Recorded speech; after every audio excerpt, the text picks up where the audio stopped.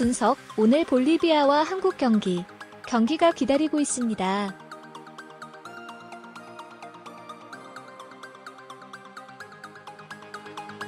벤투 감독이 준비하는 새 변화는 최전방을 원톱에서 투톱으로 전환한다는 것이다.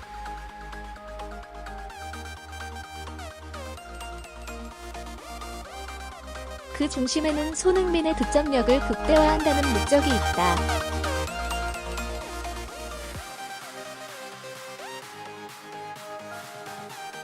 골닷컴 서우정 기자 지난 아시안컵에서 8강이라는 기대야의 성적으로 끝난 벤투5를 향한 팀 내외부가 공통으로 내린 결론은 효율성이었다.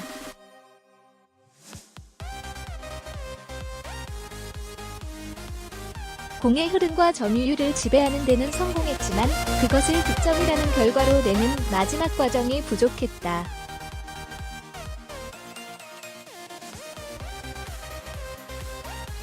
(1차) 목표 달성에 실패한 파울로 벤투 감독은 이제 카타르 월드컵을 향해 출발한다.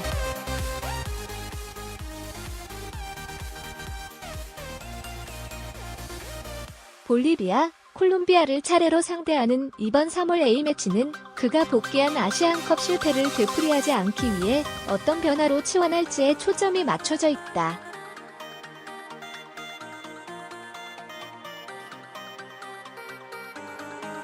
벤투 감독은 대표팀 소집 후 가진 기자회견에서 큰 틀과 철학의 변화는 없지만 전술은 바뀔 수 있다라고 말했다.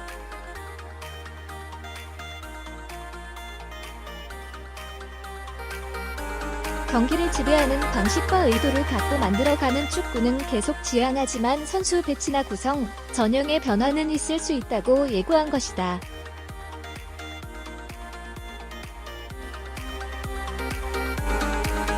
볼리비아전을 준비하면서 전해진 가장 큰 변화는 최전방을 원톱에서 투톱으로 전환한다는 것이다. 그 중심에는 손흥민의 득점력을 극대화한다는 목적이 있다.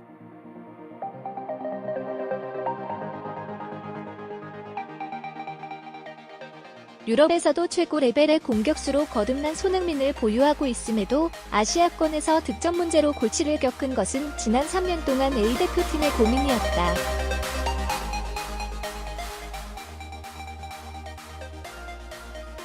벤투 감독 부임 후에도 상황은 달라지지 않았다.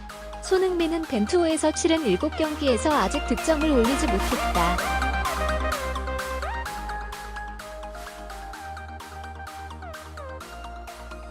A대표팀에서 손흥민은 주로 윙포워드 혹은 이선의 측면에 배치됐다.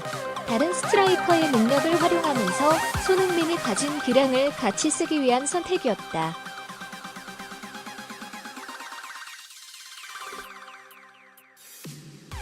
하지만 이선과 측면에 배치된 손흥민은 상대의 집중 마크에 고립되는 경우가 많았다.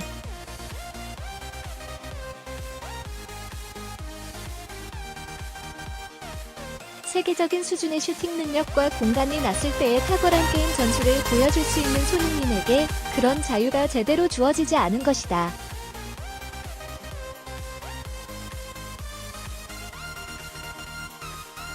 반면 손흥민이 그런 자유를 얻었을 때는 인상적인 활약도 보여줬다.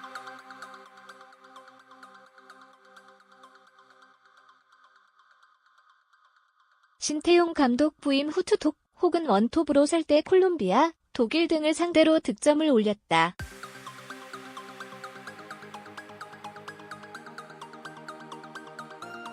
소속팀 토트넘에서도 해리 케인이 부상으로 빠진 12월부터 1월까지 최전방 공격수로서의 역할을 완벽히 소화했다.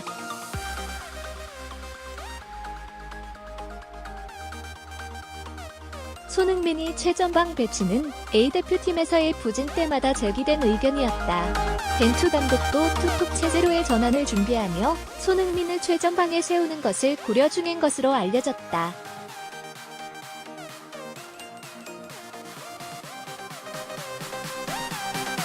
황의조, 지동원을 그 아래에 배치해서라도 손흥민의 득점력을 최대한 끌어내겠다는 의도다.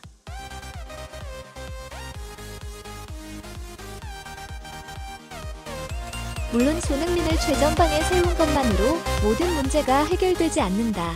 이선, 3선, 그리고 후방에서 들어오는 패스의 정확도와 창의성, 조직력이 원활해야 한다.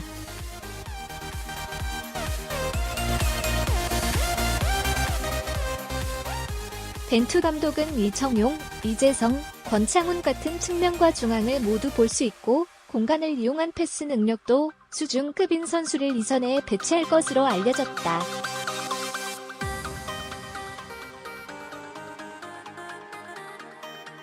이번 소집에서 기대를 모으는 이강인, 백승호 등 젊은 피도 같은 장점을 진혁기에 선발했다.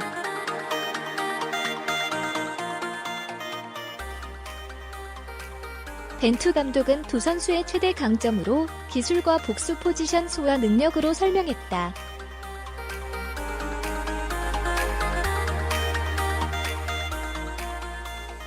중앙이 주 포지션이지만 측면 플레이도 원활하게 소화할 수 있는 선수를 통해 이선의 스위칭 플레이 완성도를 높이려고 한다.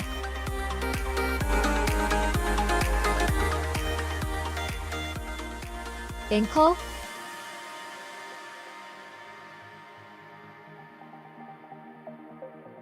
축구대표팀이 오늘 저녁 8시 울산에서 볼리비아와 평가전을 치릅니다.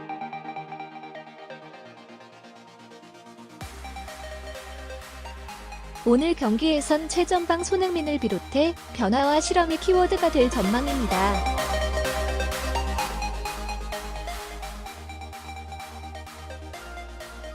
박주린 기자입니다.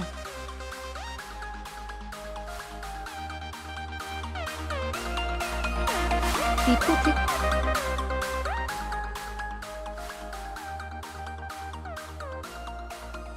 가장 큰 변화는 손흥민의 최전방 투입입니다.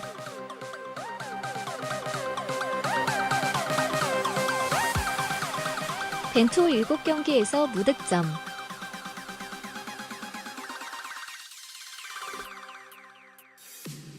공격 이선 자원도 풍부해진 만큼 이젠 손흥민의 득점력을 극대화할 할 생각입니다.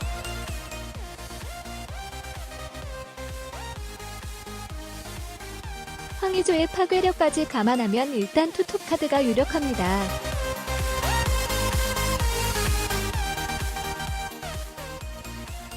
파울로 벤투 축구대표팀 감독.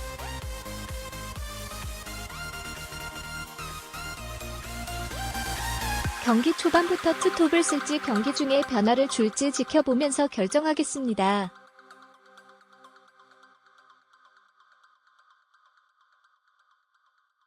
본격적인 실험이 펼쳐질 무대는 그 뒤를 바칠 공격 지원 조합입니다.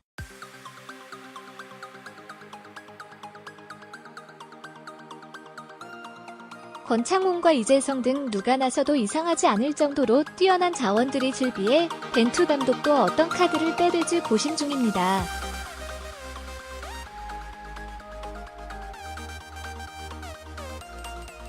다만 관심을 모으고 있는 이강인과 백승호는 선발로는 투입하지 않겠다고 선을 그었습니다.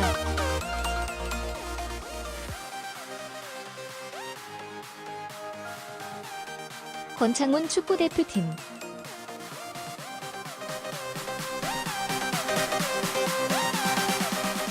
흥민이 형과 어린 선수들 모두 하나된 마음으로 합심한다면 좋은 시너지 효과가 있을 거라고 생각합니다.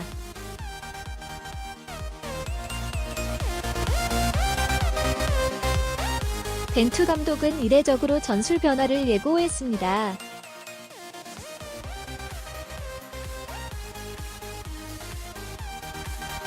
카타르 월드컵을 향한 벤투의 스판짜기가 본격적으로 시작됐습니다.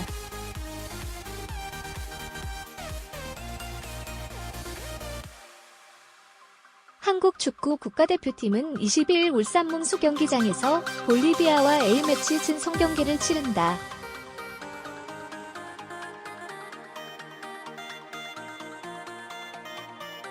26일 콜롬비아전까지 2경기를 치르며 2022 카타르 월드컵에 대비해 전술 완성도를 높이기 위한 것으로 풀이된다.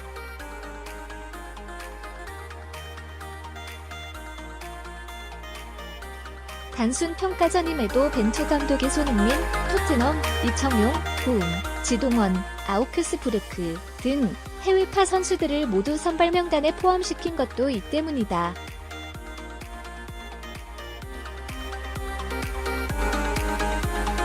이번 국가대표 소집 명단에서 관심이 집중되는 지역은 중원이다. 공격, 황의조, 지동원, 손흥민과 수비, 김영권, 김민재, 홍철 등 골키퍼, 김승규, 조현우 등 선수 구성이 지난 아시안컵 출전 명단과 크게 달라지지 않은 데 비해 미드필더진에는 새로 이름을 올린 선수가 많다.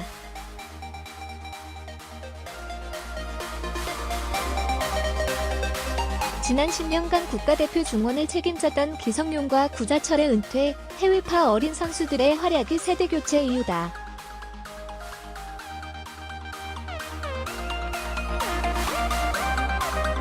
역대 가장 안정적인 전력을 구축했다는 평가를 받고도 아시안컵에서 기대 이하의 성적을 내놓으니 골 가뭄이었던 만큼 최전방에서 공을 연결해주는 미드필더들 활약이 중요하다.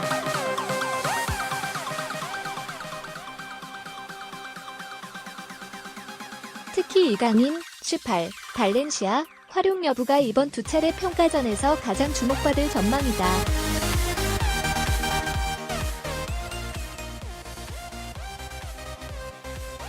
이강인은 빠른 성장 속도로 소속팀 1군에 승격했지만 어린 나이와 전술상 맞지 않는다는 이유로 몇 경기째 벤치를 지키고 있다.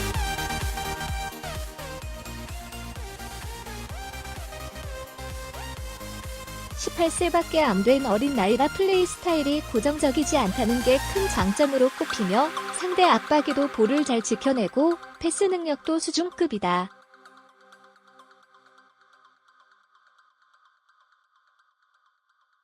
이런 성향은 벤투 감독이 고수하는 빌드업 전술에 적합하다는 평가를 받는다.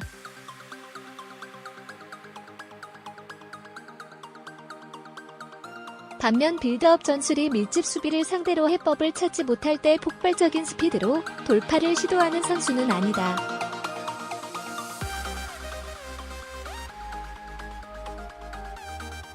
발이 빠르지 않고 신체 조건 173cm 이 좋지 않은 만큼 적극적인 수비 가담을 기대하기도 어렵다.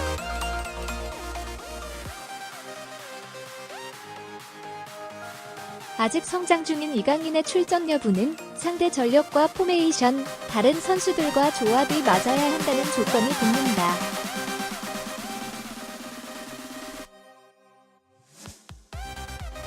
이승우의 출전 여부도 주목된다. 아시안컵에서 출전 시간을 거의 보장받지 못하고 물병 논란을 일으켰던 이승우는 소속팀 21 베로나에서 연일 좋은 모습을 보이고 있다.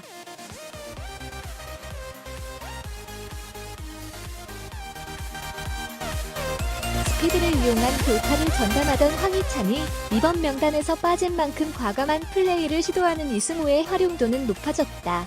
포지션이 겹치던 손흥민이 최전방으로 배치되면 이승우가 그 자리를 메울 수 있다.